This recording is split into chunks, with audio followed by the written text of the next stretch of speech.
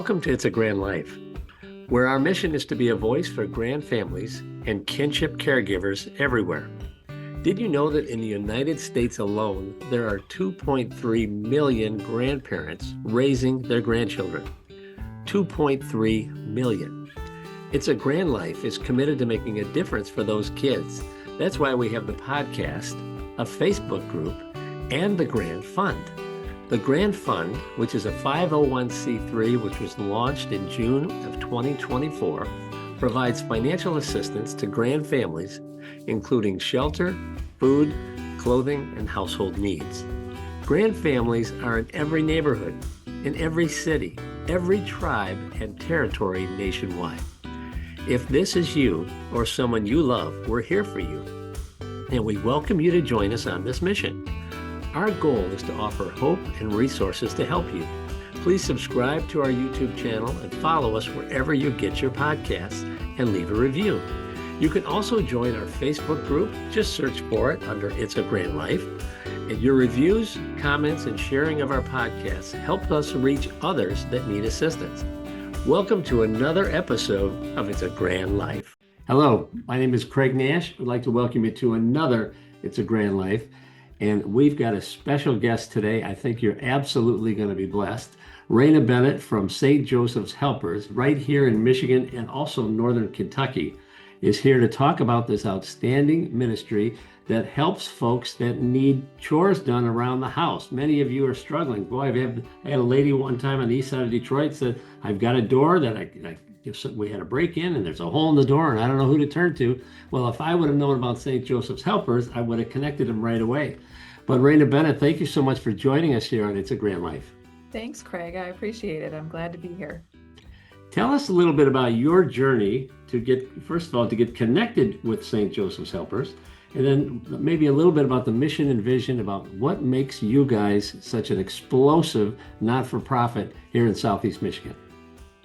Well, my personal journey to become a St. Joseph Helpers Executive Director started out in Illinois. I'm from a suburb west of Chicago in the cornfields, and I was in social work. I was a social service director for many years. I also have worked in leadership in other capacities in food and other places.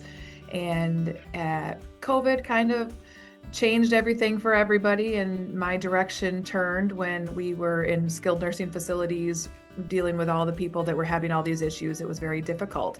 So I was looking for something that was similar to social work, where I could still serve people and help people to remain safe in their homes. And indeed, there was a job description for an executive director in Michigan near Detroit. Very limited on what the information was, but it sounded good. So similar to social work, it's helping serve people. And then I met with our president and founder, and I became the executive director of St. Joseph Helpers in September of 2022 when we started, day one. Fantastic. So you've been at this for almost 4 full years, right? So tell us a little bit about the work of St. Joseph's Helpers. Okay. So I'll start with our mission. We actually are an organization founded on Christian values, composed of men and women. They volunteer their time and talents to provide those in need, to make them feel safe and secure in their home with basic home repairs. Also, we have a vision, which is that every home in the country is a safe and secure place to live. So as we grow into our St. Joseph Helpers areas and territories, we hope that we could help serve people in the whole country. I love that. That every home in America would be a safe place to live. Yes. And you perform this incredible service to all these folks, primarily in Michigan and Northern Kentucky now, but I know you have goals of going nationwide. Who does the work? How do you find this army of carpenters and plumbers and folks like that to complete these tasks? So we do outreach into all of the churches locally. We call and try to introduce ourselves to everybody, try to get to hopefully set up a table in the back of a church so we could give out information so people know about us, because not everybody has heard of us yet. We're still pretty new. So we set up a table. It has just brochures about what we do and a sign-up sheet if you're interested in volunteering. So I'd have to say, if I put up the numbers, I'm going to say about 90% of our volunteers have come from churches that we have recruited.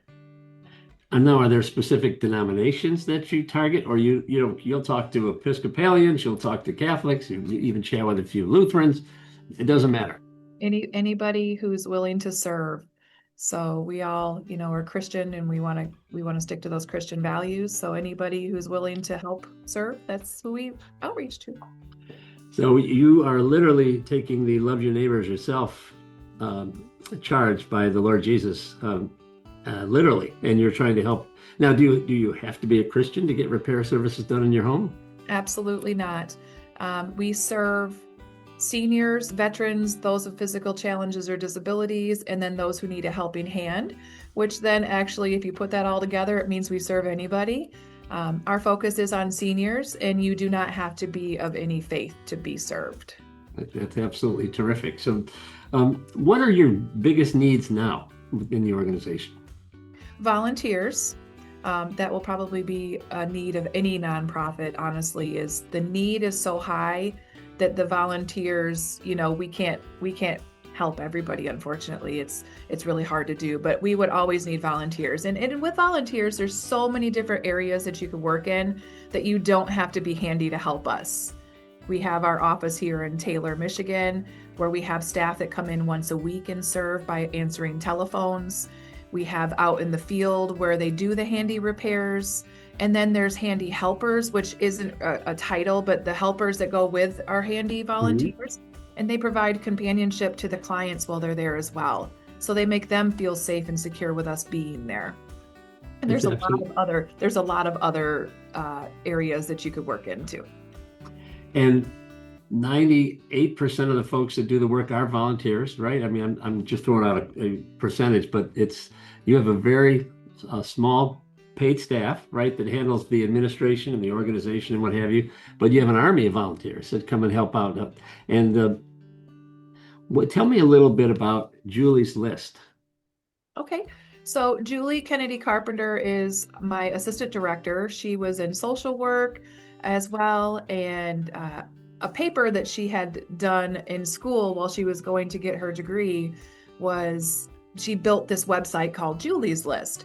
And that was back in 2011. It was geared towards social workers and case managers that needed to find people resources out in the community, because a lot of people that are within the community don't know about resources that are free.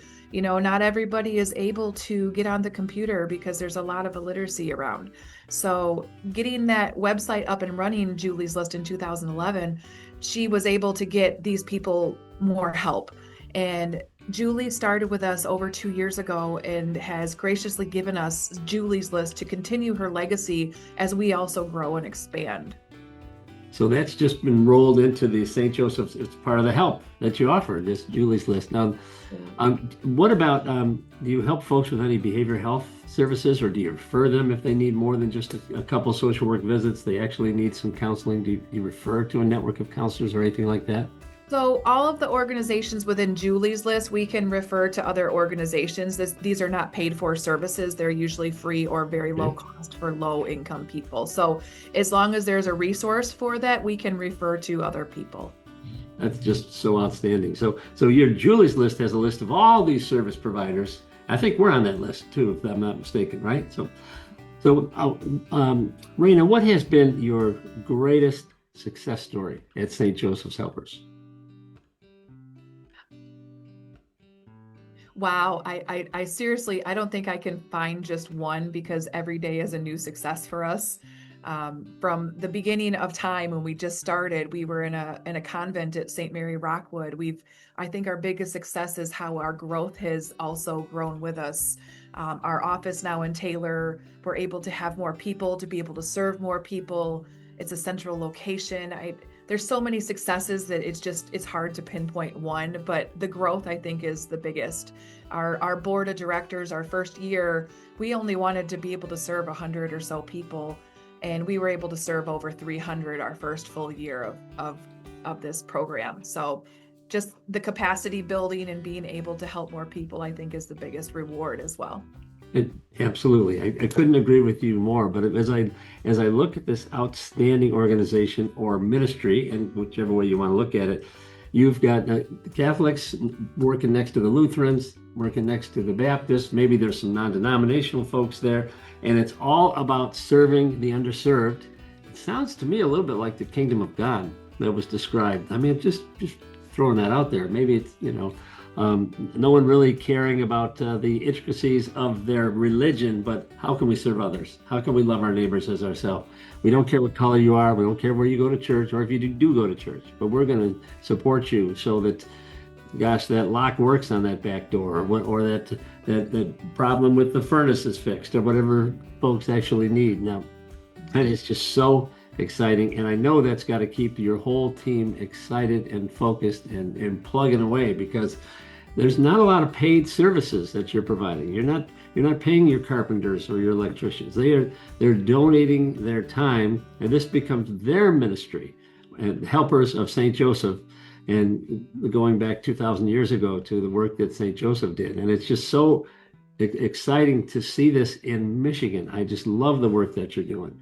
And so what about financial support? We've got folks that are listening to this podcast all over the country.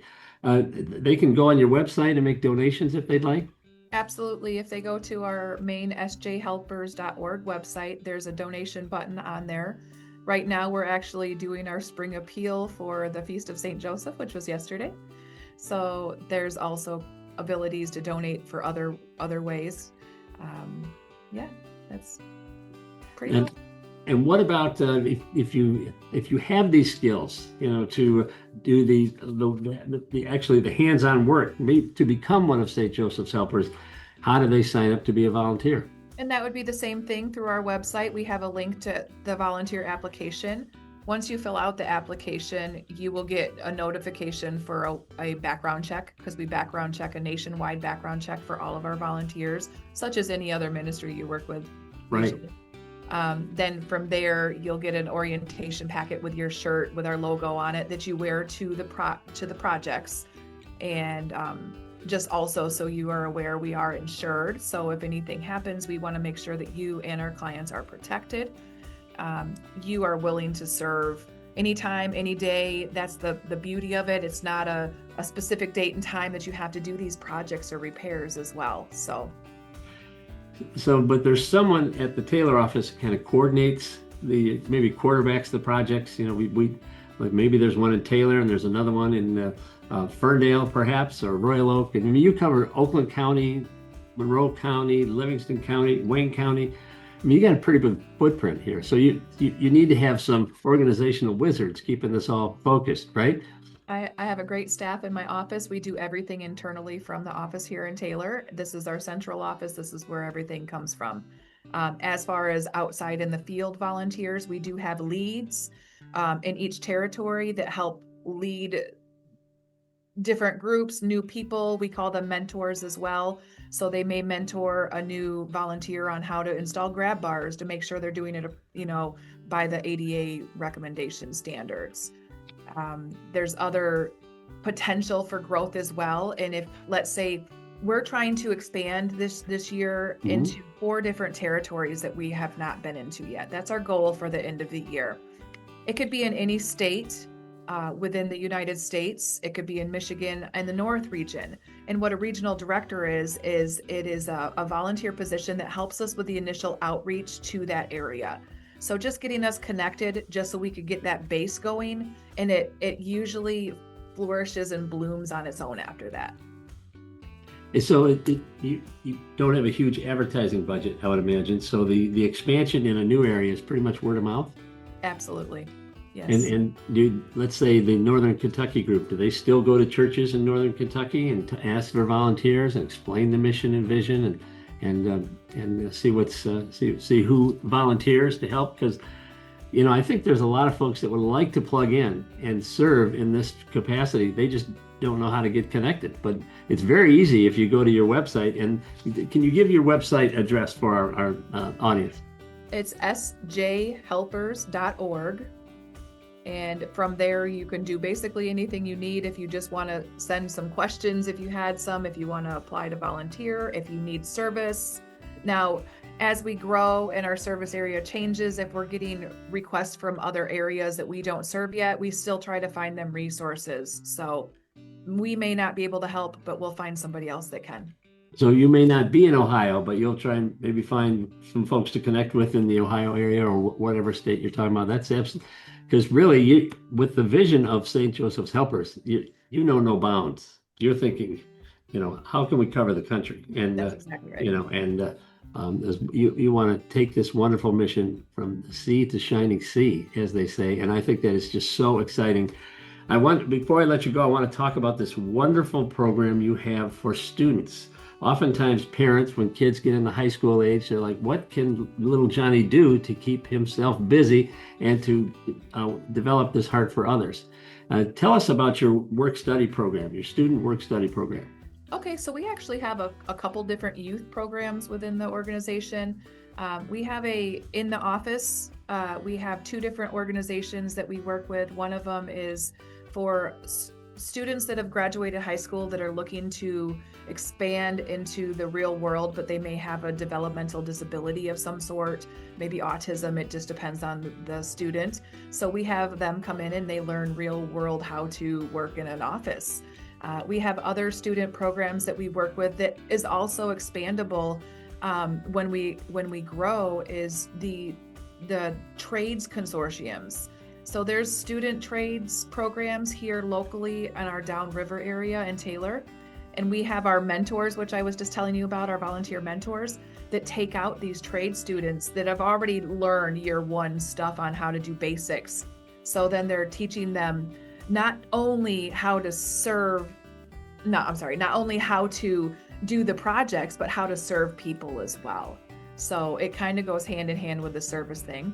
There's a lot of other programs we have for youth as well. We have a campus ministry, which is through the local colleges, and there's a lot of service needed for that as well. So we do spring and fall yard cleanups. That's what's going on right now. Actually, in the next few weeks, we'll be gearing up for that. And those groups, whether it be a youth group at church, whether it be our campus ministries or other youth ministries, or even just the churches alone, can help with those spring cleanups, because you don't have to be a volunteer to help with that. So if I'm a youth pastor at a Baptist church in Plymouth, and I'm looking to get my young people plugged into service opportunities, they can call St. Joseph's Helpers and get plugged in? Absolutely. And we could pick the dates and times that they're available to do these projects if it's a certain window, and we can get the clients in order and everything ready for them. And all they have to do is go to the project. I know I'm hoping there's a lot of youth pastors out there that caught this, because it takes so much off them. You've got ready-made service projects, and your admin team is coordinating everything. I think it's just fantastic. Yard cleanup, oh man, that is just so important. So what else should we know about St. Joseph's Helpers? So not only do we do small repairs such as grab bars and railings, we also have a ramp program, which is a very big need in the community, because just alone the population of seniors is growing to the highest it's ever been. And we want our seniors to be able to age in place. So we started in 2024 a ramp program, and it has then since expanded to, we were doing 10 and 12 foot ramps only, because that's what our organization can afford to pay. We had a funder who was helping us with this. Right. And recently, this past year, there are people that are out there donating ramps that maybe their family member had passed away and they no longer needed the ramp. So we are getting donations of ramps and we're able to serve more people with those as well. So if you know of anybody that needs a ramp, great, we'll put you on the list and we'll try to get that taken care of. But just if you want to donate one too, it's helping. Potentially it could help a couple people, because some ramps aren't as big as others. And we can split it into two different sections and help two people at the same time. One of our partners in ministry is the FaithWorks group out of northern Oakland County. And I know you know Dominic Morelli and the wonderful work that they do. but oftentimes they talk about recycling ramps, where a client may need the ramp for a year and a half, but then unfortunately the person using it passes away, but they don't want to just let that ramp just be thrown out, but they call FaithWorks and recycle it, because there is a huge expense for these ramps. I hope people realize that. Not only the time and materials putting it together, but the cost of the actual ramp is quite expensive, isn't it? Yes. So our ramps, the 10s and 12s, they start at $1,000 for those small ramps. So our organization has funded up to a small ramp price, but there are, they belong to us when we give them to the clients to use, the same thing as FaithWorks does. So once they're finished with it, if they don't need it anymore for, maybe they've healed or whatever that might be, we get them back. So in 24 into 25, we gave out over 30 ramps to people. And I would have to say a good half dozen have come back to us, and we were able to use them for other clients already. So that just makes so much sense that you can recycle those ramps. And I'm trying to think of an area that you have missed, and I can't think of it right now. What parting words would you like to share with our listeners if they want to get involved with St. Joseph's Helpers? So I think the important part is, we're always looking for volunteers, and as any nonprofit, and we're always looking for people to help fund these projects. We have great partnerships with companies, and we are encouraged to learn more companies as we grow to help us with material cost. We are 78% of all donations that we get go to the cause itself. I think that's really important to know that, like you said, we have a very small admin team, not many paid people here. And as we grow, we want to keep that down so we could serve more people. And I encourage everybody that wants to be a partner or even wants to just learn more about us to connect with us so we could see how we can partner together to serve more of our community, and neighbors helping neighbors, right? That's what we want to do. Well, I can tell you, It's a Grand Life wants to partner with you. We just love the work that you're doing. So if you can identify some grandparents that we can partner with you on to be a blessing, we're in. So Rayna Bennett, thank you so much for being our guest here on It's a Grand Life. The time has flown by. You are welcome here anytime. And we want to continue to put a big spotlight on the work that you folks are doing, not only in our wonderful state of Michigan, but now in Kentucky. And I can't wait to hear about the other states in future episodes. So thanks so much. And we'll see you all again for another It's a Grand Life. Thank you for joining us today for It's a Grand Life. It's a Grand Life provides vital content, regulatory updates, and subject matter experts that are committed to supporting the 2.4 million kids and their caregivers from every neighborhood, every city, every tribe and territory nationwide. Please subscribe to our YouTube channel or wherever you get your podcasts and leave a review. Every new subscriber and review helps us reach others that need assistance. As caregivers, we are united in purpose. We are driven by hope while providing strength for today and hope for tomorrow. We are truly making a difference while living the grand life. If you have a suggestion for a future episode, please reach out to us. But we'll see you next time for another It's a Grand Life. Thank you for joining us.